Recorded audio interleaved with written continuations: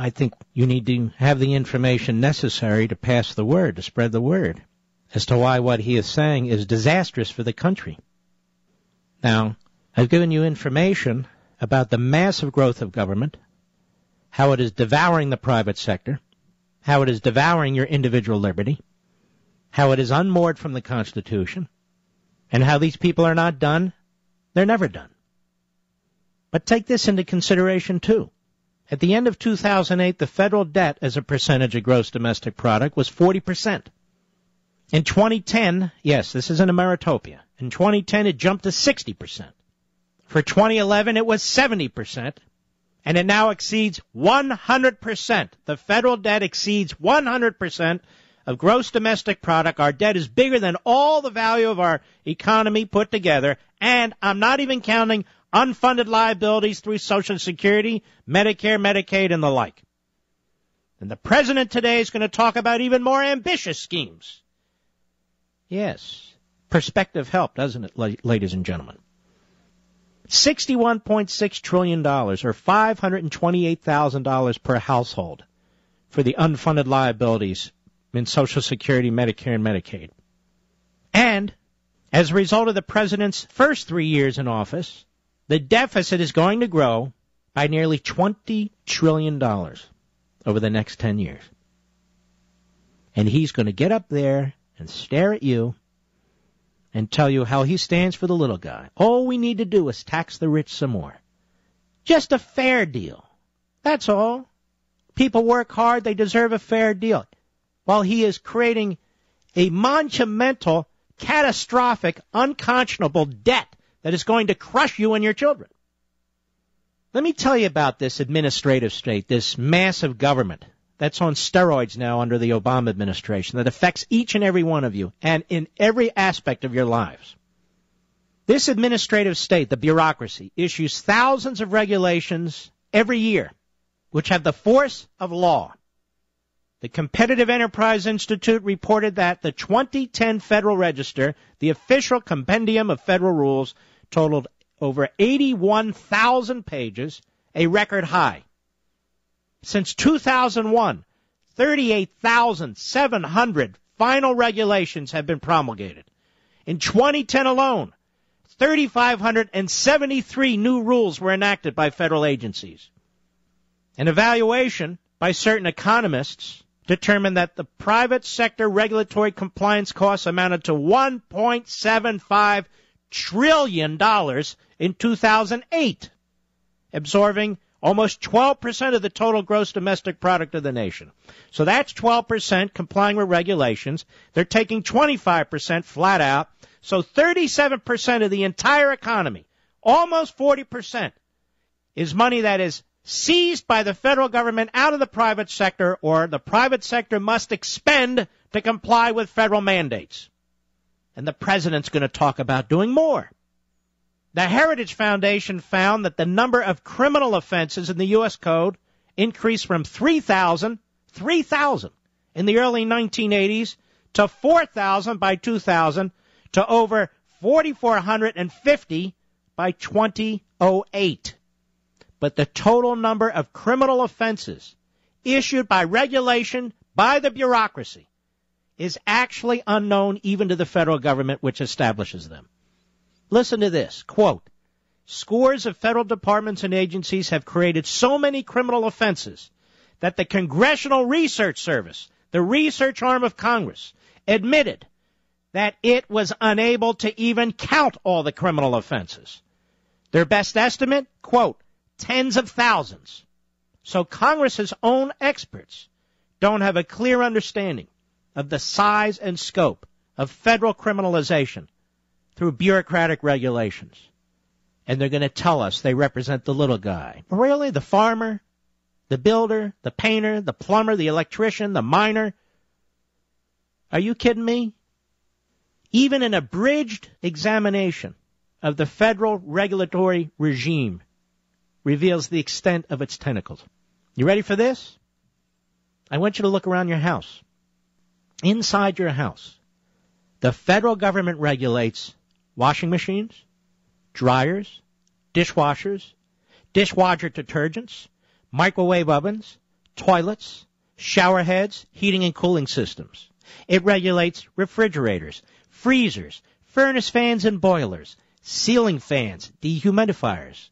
The federal government regulates light bulbs, certain renovations, fitness equipment, clothing, baby cribs, pacifiers, rattles, and toys. It regulates marbles, latex balloons, matchbooks, bunk beds, mattresses, mattress pads. It regulates televisions, radios, cell phones, iPads, other digital media devices.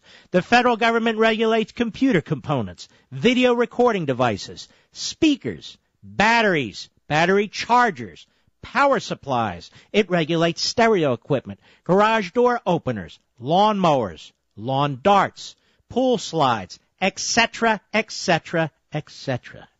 The federal government also regulates toothpaste, deodorant, dentures, and most things in and around your medicine cabinet. I could do this same list for food packaging. As a matter of fact, let's take on food packaging. It regulates not just food, the federal government, but food labeling and packaging are subject to extensive federal regulation.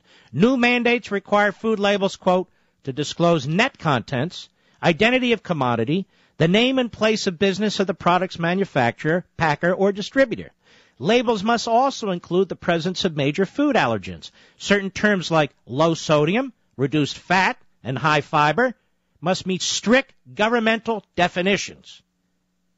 The federal government has defined other terms used for nutrition content, including low, reduced, high, free, lean, extra lean, good source, less, and light.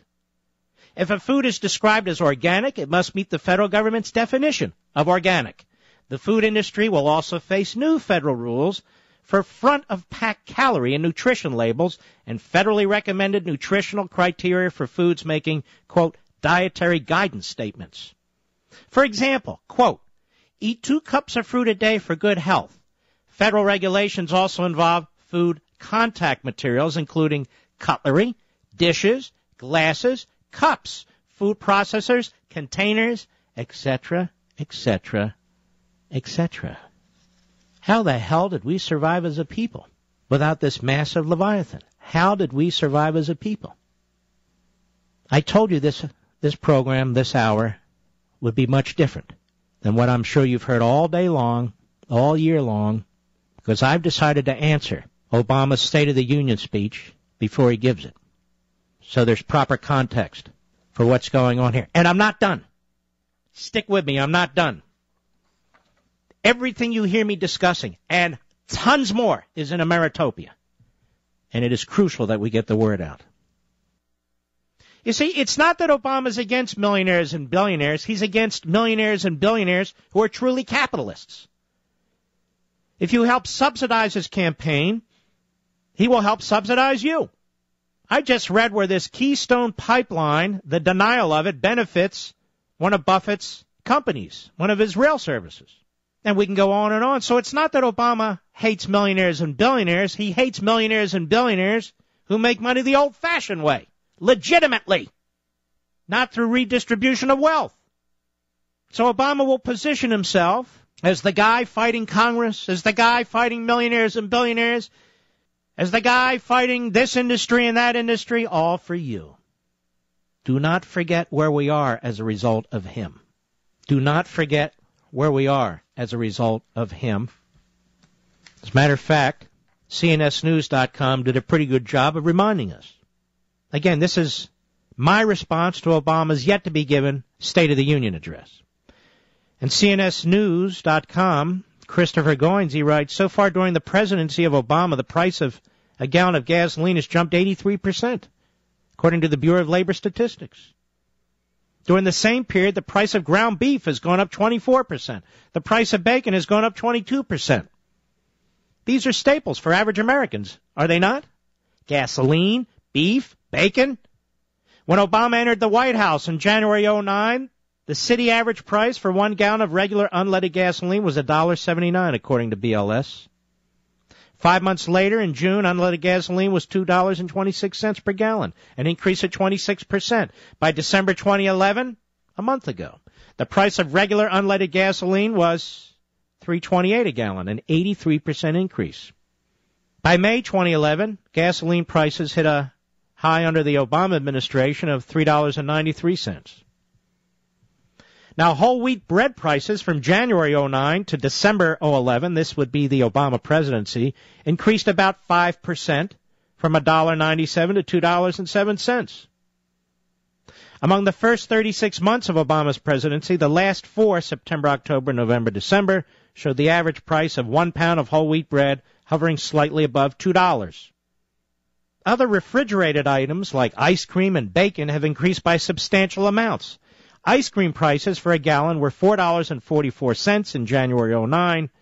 Last month, $5.25, an increase of over 19%. 1 pound of sliced bacon when Obama took office was $3.73. Last month, $4.55, a 22% jump. Whole milk prices averaged above $3, 33 out of the 36 months since Obama took office. January 09, the price for 1 gallon of whole milk was $3.58, but by December, last month, milk prices had slightly declined less than 1%. So these are staples of American life. Gasoline, milk, bread, beef, bacon, so forth. Prices going up 22%, 25%, so forth and so on. He's just making the cost of doing business from farm and ranch to the grocery store that much more expensive. Very important piece by James Pedicukis, summarized nicely by Jonathan Tobin in Commentary Magazine, online I should say. And he writes that Pedicukis has done an excellent job redacting some of the revelations that were uncovered in a piece in the New Yorker about the first days of the Obama White House. This is important, I think. One of the source materials by the reporter was a 57-page memo by economist Lawrence Summers written in December 2008, right before Obama became president.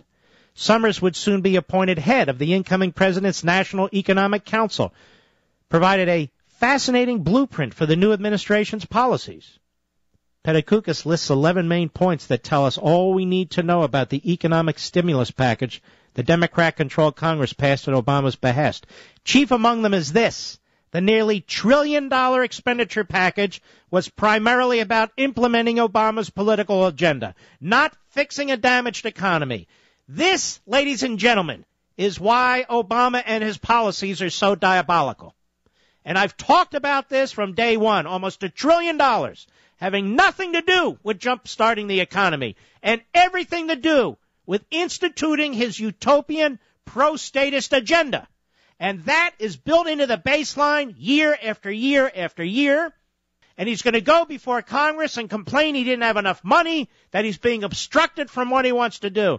Ladies and gentlemen, every time you hear the president speak that way tonight, I want you to understand something.